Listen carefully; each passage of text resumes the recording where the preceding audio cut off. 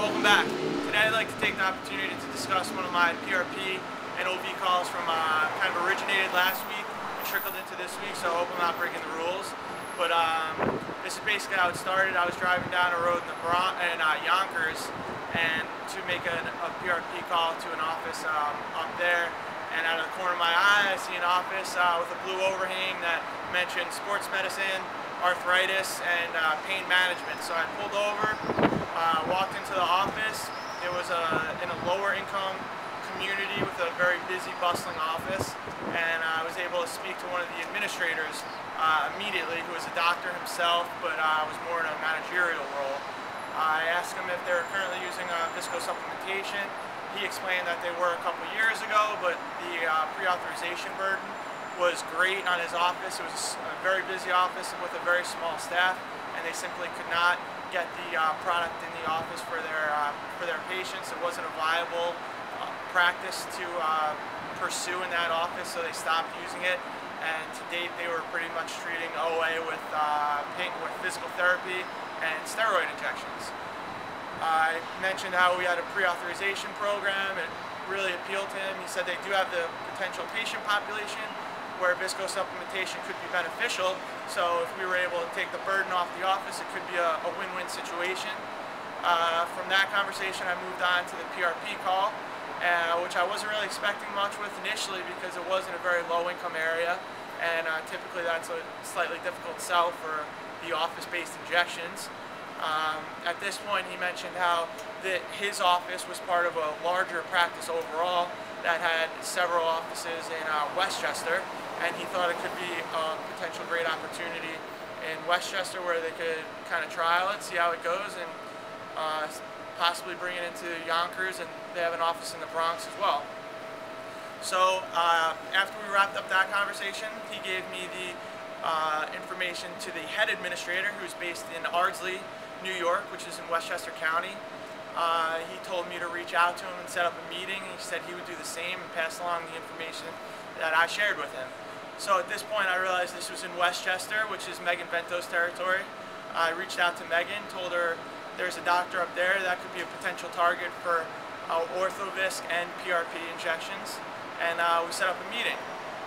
At this, it was a great in with this doctor because he had already discussed the basis of the call with Dr. Bucci in Yonkers, and Dr. Noel in Ardsley was very generous with his time.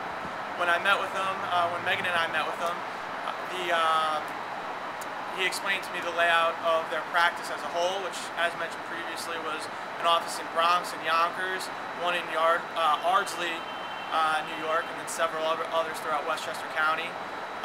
He was already somewhat familiar with what we were going to talk about, so we got right into the conversation with PRP, and he was excited by the technology. He said how he's always interested in bringing in new technology to the practice and offering his patients different sorts of treatment. So this moved on to the reimbursement question, which is inevitable in any sort of PRP call, and he understood right away that this really is a reimbursable, and insurance isn't going to cover it, and patients are going to have to pay for it. So from there, we moved on to how they can market the PRP and how it should be presented to his patients. At this part of the call, I said how it's an alternative to surgery and could get patients back out, resuming their normal activities without having to deal with any of the co-pays or anything like that that they would encounter during the surgery. So the conversation as a whole when it came to PRP was fairly straightforward, and he was real positive about it. And ultimately, he said he wasn't the doctor that would be doing the injections either. He is the administrator of the practice as a whole, so he said he'd take it to his podiatrist and physiatrist that work for him and start talking it up. And I said I have articles that I typically send doctors that I feel are very beneficial in their marketing process. So I followed up with an email a couple days later, actually 2 days later, that included the article that I always send, which is the Wall Street Journal article from this past spring. I think that's a very beneficial article for patients because it describes PRP effectively and also mentions how some professional athletes are really latching on to the therapy, which I think is great because let's face it, everybody wants to do things that the professional athletes are doing. At this point in the call, Megan started talking about Orthovisc very heavily. She's an expert in OV, especially with the reimbursement aspects of the procedure, which this doctor, as mentioned previously, had bad experiences with previously. They don't like outlaying the cash, and their office staff can't handle the pre-authorizations. So we set out we could address all these issues, and he was, again, very interested, and he said he will take that up with his doctors as well. So overall, I took several things out of this call. First off, literally always keep your eyes open. You never know any potential targets that may be out there. I pulled over, talked to a low-income office, a busy office in Yonkers, didn't know what to expect, and next thing you know, you're talking to the head of a fairly large practice with offices throughout Empire's territory. Second thing I took from the call is always utilize your resources from within Empire. I was able to reach out with Megan, and together we were able to have a meeting with Dr. Noel that was, I think, very impressive. We were a cohesive unit together and thoroughly knowledgeable about the products we were talking about. So overall, I think that was a great takeaway.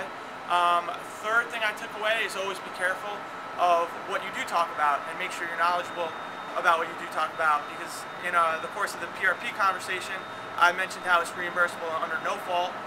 This doctor was extremely well versed in no fault and basically disagreed and did not think it could be a profitable endeavor for the practice, and I really had nothing to offer because I don't know no fault all that well at this point, so that's something I'm going to have to educate myself with. So we left, the experience as a whole was very positive. I continue to have feedback with him via email, and Megan and I will be following up in the next week and month to come, and I'm really looking forward to see where the relationship goes. I think it can be very promising. I definitely learned a lot from the call, and that's it for this week. Thank you very much.